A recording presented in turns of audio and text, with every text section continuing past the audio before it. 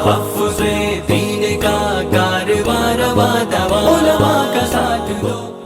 ثانی انٹرنیشنل حج عمرہ tours and travels. حج عمرہ جانے کے خواہش مند حضرات اسکرین پر دیے گئے نمبرز پر کال کریں۔ مرد قلندر جو ہوتے ہیں وہ بہت دور کی نگاہ رکھتے ہیں۔ کئی سالوں پہلے حضرت وستانوی نے دینی و عصری علوم کے سنگم کی آواز پورے ملک میں لگائی تھی۔ خود ہماری برادری کے علماء کو بھی یہ بات سمجھ میں نہیں آ رہی تھی کہ مدرسوں کے اندر میں عصری علوم اور عصری تعلیم کو کیسے پڑھایا جائے۔ لوگ یہ سمجھ رہے تھے کہ یہ ہنر اور فنون کی بات مدرسوں میں کیوں ہو رہی ہے، یہ اسکولوں کے پڑھانے کی بات مدرسوں میں کیوں ہو رہی ہے۔ مدرس تو خالص جو ہے دین کی تعلیم کا مرکز ہونا چاہیے۔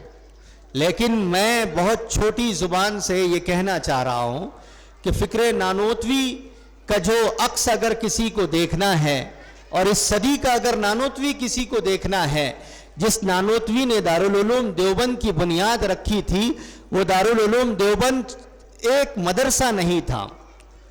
جو لوگ مدرسے کو صرف ایک مدرسہ سمجھتے ہیں وہ اپنی غلط فہمی کو دور کرے۔ مدارس اسلامیہ کا قیام جب حضرت نانوتوی رحمۃ اللہ علیہ کے زمانے میں ہوا تو حضرت نانوتوی نے مدرسے کو ایک تحریک کی شکل دی تھی، اور اس وقت میں موجودہ اس وقت کے زمانے کے جو تقاضے تھے ان تقاضوں کے مطابق مدرسے کو تحریک کی شکل دے کر کے انہوں نے ایجاد کیا تھا اور اس کی بنیاد ڈالی تھی۔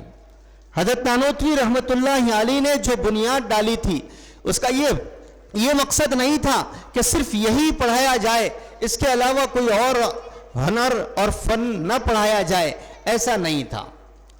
اس صدی کا نانوتوی اگر کسی کو دیکھنا ہے تو وہ جائیں اور عقل کوہ کی سرزمین پر حضرت وستانوی صاحب دامت ظلہ علینا کو دیکھ لے، جو حقیقی اپنے آباء و اجداد کا وارث ہونے کا حق ادا کر رہا ہے، کہ اس مرد قلندر نے برسوں پہلے یہ آواز لگائی تھی کہ مدارس اسلامیہ میں اس وقت کے تقاضوں کے مطابق دینی اور عصری علوم کا سنگم ہونا چاہیے۔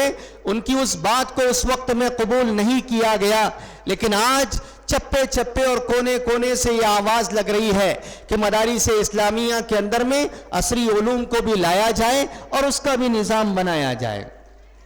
یہ حضرت وستانوی دامت برکاتہم کا فیض ہے جو علاقہ مراٹھواڑہ اور مہاراشٹر کے اندر میں نظر آ رہا ہے۔